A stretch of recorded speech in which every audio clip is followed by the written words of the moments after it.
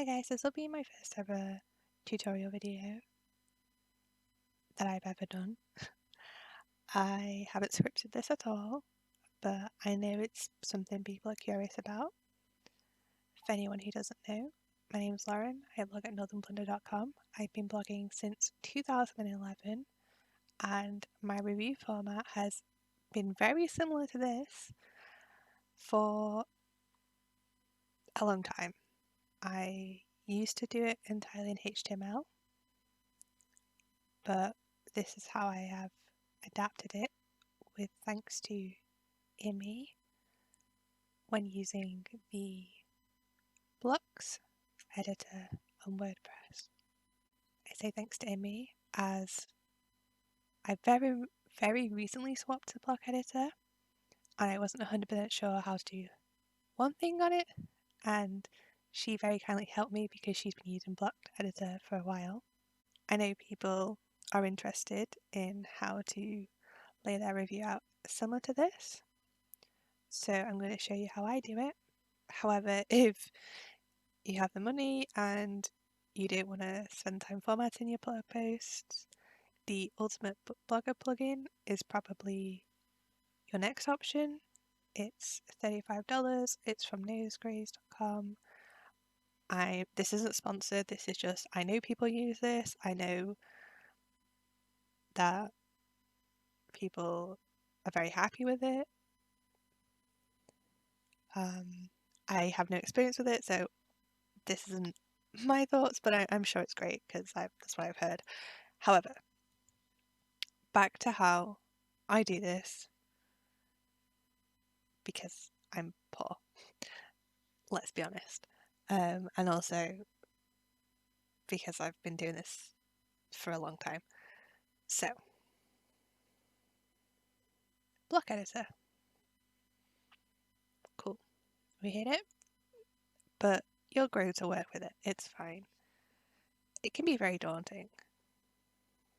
So, to help with that, I have a review draft. Having one of these set up is very helpful. It will remind you of things you might forget to add in, and it also has a few areas that help when copying and pasting. So I always start with the header. I've recently changed actually to just be the book title, so I needed to change that. So I'll add in header to title by author. Then image. You want to align this to the left, and the next is paragraph. So at this point, I will copy and paste this. As we can see, it looks not great right now. For now, I'm going to add in a book cover. Let's just see what book covers we've got to work with. Oh, B-Stars.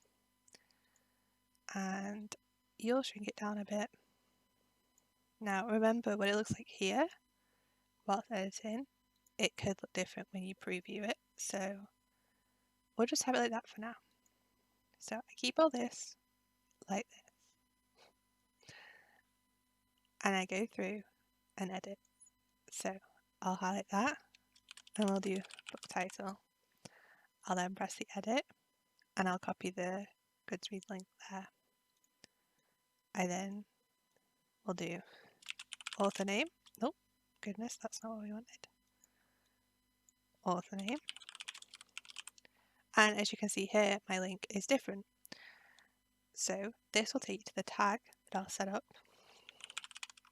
and it'll be the same, but the correct name will be there.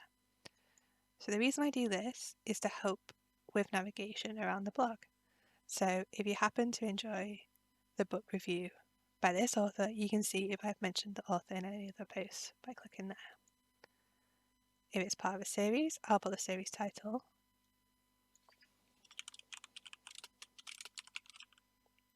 And what book it is. In here, we edit again like this. Genre.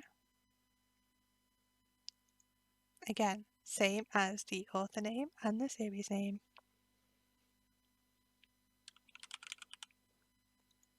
It helps with navigation. I'll do audience, and if it's LGBT. Honestly, I want to go into my tag and change this so it doesn't say genre, so it says rep, and I need to go through and do this, but that's how it is for now. Another thing to remember is while you're writing here is to set up the correct font size. For me, I use 16 because that's what's most readable on my blog. You can get a plugin to help with accessibility, which honestly I need to do. I'll hold my hand to that. I will set that up after I've recorded this. Okay, I'll look up the page count, the publish date, and again, the publisher. We change it. Publish name there, and in the link. This will link back to my disclaimers and privacy policy page so they can read up on it. It is placed before any of my affiliate links, which again, we update as and when needed. Here I have obviously a fake link, but the question mark onwards is what needs to be on my Blackwell's affiliate links. I had the same for Wordpress, but they've recently swapped to a different affiliate process, so I haven't been including Wordpress for a bit. Okay, back to the author. We'll change that to the author name, update the website says it and Goodreads. And if it's a review copy, I'll do this. Potentially change this to NetGalley if needed. And then press enter. And it is now the synopsis. So, heading.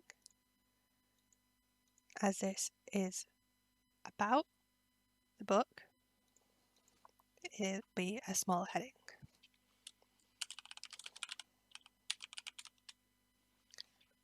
Then a paragraph. For now, I won't change the font size so I can show you what happens if I forget to change it. But we need a synopsis, so we'll use this for length. And to help with the colour,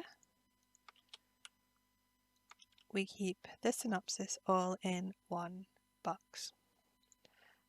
After that is when I have the read more. So, why do you have a read more? Again, this helps with the navigation around your website. If you have the whole review or whole blog post on the landing page, that's one less view you'll get through a click. You want to encourage people to navigate around your blog, which will help you with your stats, help them be interested into finding out more about what you're writing. Book review time. Again, this is about the same book, so the heading number will be the same.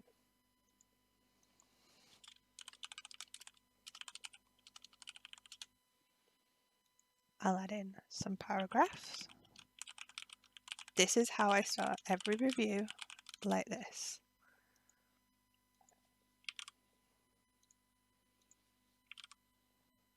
I'll forget to change one of them, so you can see why I do change it. And then, what do I have? Potentially an image. I'm not going to add an image for this one, but if needed, potentially in the middle of here, you could just add an image, have it centralized or whatever suits you. So now we have the 5 out of 5 stars. Oh my god, Lauren, please delete. I centralize that, put it in italics, and then bold it. Again, change that.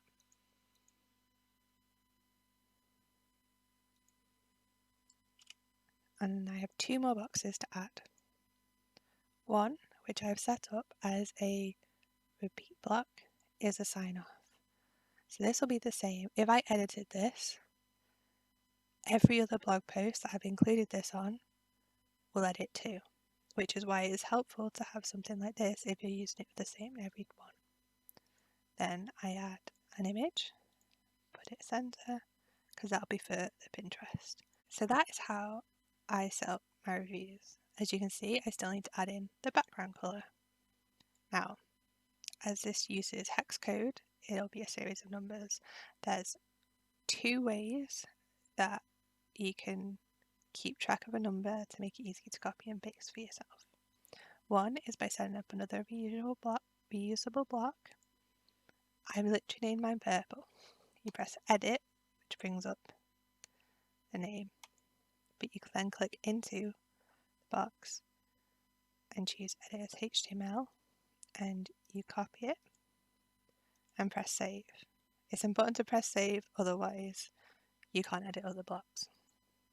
You go to the one where you want the background colour, you make sure you're on the block, go to background colour, custom colour and paste, and then we've got that. Return to your draft and you just copy it from here. This is what I normally do, as this is just quicker than all the faff with the reusable block, but if you're someone who doesn't want to keep a draft copy, that's why I provided that. So when I get to this point, this is before I've even started writing my review, but I have all the information filled in. I will press save, and then I'll preview it to see whether the image sizing is correct, and I remembered to do my font sizes. Here, image is correct, but instantly we can see this is too small compared to that. So we go here and go, oh yeah, I did forget. Save draft. Refresh. Oh, and again, you can see which paragraph you want to update here. Now, obviously, as I'm typing and actually typing the review, I'm probably going to end up with more paragraphs, so I'll check those sizes again at the end. And remember to delete the reusable block that you don't actually need. And that's how I set up my blog posts for formatting. I hope that was helpful and provided you with some tips on how you can improve your own formatting, whether it's just about adding in links or read mores, or how to do a solid block colour with your image to the side. Thanks for watching.